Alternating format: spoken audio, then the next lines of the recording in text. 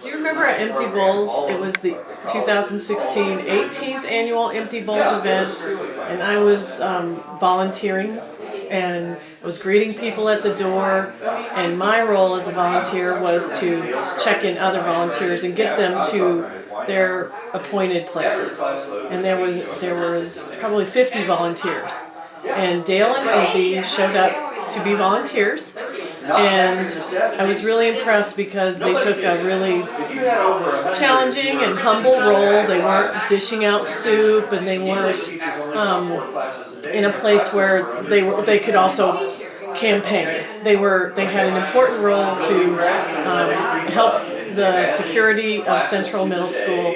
And they didn't use it at all as an opportunity to campaign, but to serve. And that's what I really like about Dale Nowlin, is that he sees himself as a public servant.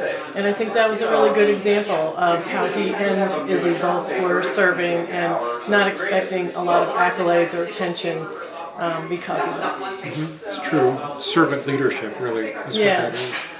I think it's important for us to have a stronger voice for education at the state level.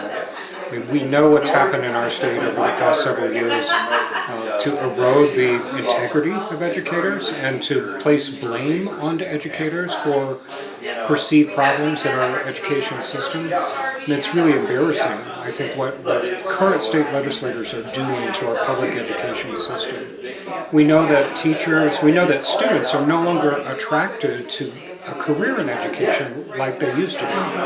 The teacher education programs in all of our universities and all of our colleges are shrinking, and it's a harbinger of a very serious problem. And it's not unique just to Indiana, but it's acute in Indiana. And I think we need the voice of an educator in the State House, not just for education, but for a lot of issues, but especially for education. We need that voice. I mean, education is an investment in the future of our community. And if current administration is not willing to invest in the future of our community, who will? Right. And so we need that voice.